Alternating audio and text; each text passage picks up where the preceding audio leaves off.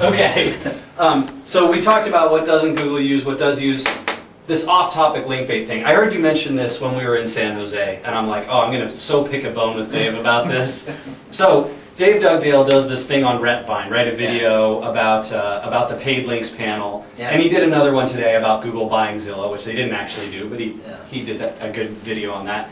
And you know, everyone's saying, oh, well, that's great link bait, that'll help him rank, and you're saying, no, that shouldn't help him. No, it should. It's what's the difference? I mean, okay, Dave. I take it, Dave, you did it by yourself and you didn't get a company to do this for you, yeah? Okay? So, if he did that, then I agree with what Matt was saying, that the uplift of traffic should be an indicator that, you know, that site is doing something positive.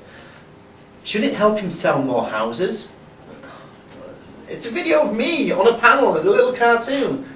What's that got to do with houses? Well, but maybe it's saying, maybe it's a signal that they're not spam, right? That he knows how to generate some creative content, and so therefore Google can interpret that signal as people saying like, oh, well, this is probably better than sites that don't get any links to them.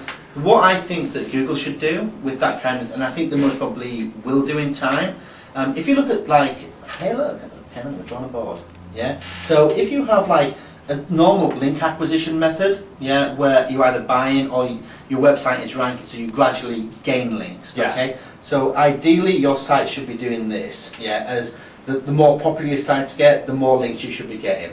If that was a time-based, yeah, that in this time span here, yeah, that's what was counting, yeah? These get discounted and then Google moves to the next slot and the next month, the next month, the next month. Okay. It keeps everything moving on, okay? Now, if you had the dig effect, yeah, and you'll most probably see this a lot more than I do. My imagination would be. Yep. Exactly, and then you get the bump. Yeah, you got that link bait bump. Now, I think that what should happen is that if that was, and that will only be like a 2 or a 3 day average. Yeah. So if you take across a 30-day average of, so like 5 links, 5 links, 5 links, 500 links, 5 links, 5 links, 5 links, yeah, that should get chopped. Because that was something out of the norm. It's an outlier. Yeah, so something unnaturally happened. Now I know that Alexa do a little bit of this.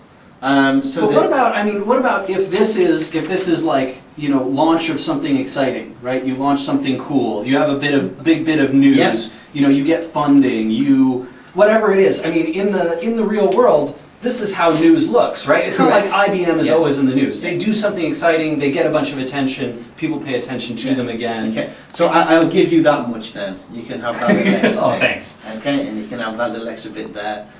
So you're saying what you think is going to happen is there'll be some normalization? There has to be. They can't just keep going on about the things that, I mean, hopefully I'll blog about, I will blog about the fact that I was over in Seattle and I ended up in your office and we did this, and there'll be links to you from my blog, yeah? And hopefully links from SEO Moz over to the people of my readers will do the same. Hey look, Dave was over at SEO Moz, you know what I mean? Black meets white and all this sort of stuff.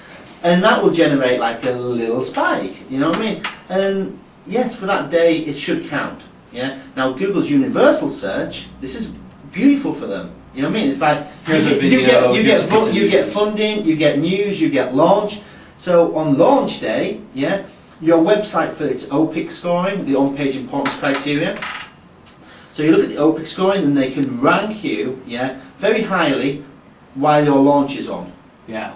Yeah. So realistically, you go pow in universal, but organic, yeah. If it's a universal, so someone does a search for SEO in this period, and SEO Moz news about a launch or about funding pops up in there, but then the next day it's kind of gone and back to normal. Yeah. So if you take the Dave Duvall's case, what's his website? Rentvine. Rentvine. So if you take like Rentvine, so when he did the video for link buying, yeah, in a way, yes, for a couple of days he should be getting traffic for link buying. Yeah. Yeah. Then it disappears because that was universal.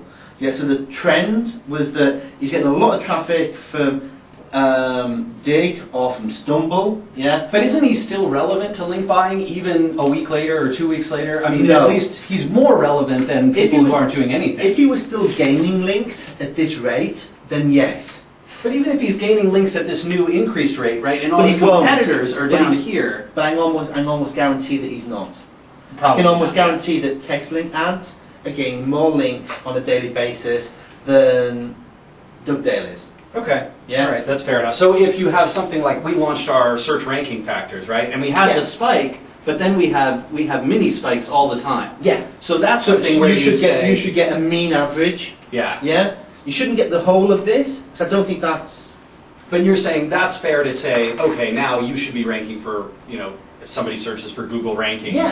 then it's fair Yeah. because you're continually generating. It's like I changed the title of my blog to David Naylor UK SEO.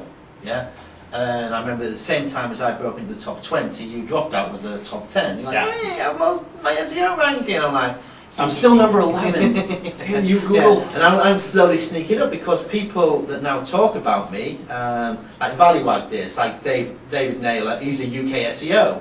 It's what my title of my blog says, and that's what. So when someone searches for UK SEO, Yeah. that's nice. Yeah. So well, actually SEO now, so that's that. But it's something that you're not trying to actually physically rank for that. You know what I mean? It's like it's not something I don't really want to rank for SEO. Yeah, what do you need it for? Yeah, exactly. You know what I mean? It's like it'd be nice if Google made me number one for Dave N again. But it's not useful. Yeah, All right. it's all right. not. But it's one of those ones where it's like launch, news, and funding. You know what I mean? It's like if the news was so. Let's take that Pfizer bring out a new drug. Okay. Okay, there's the launch. They get a big load of traffic, and now they rank for the drug name.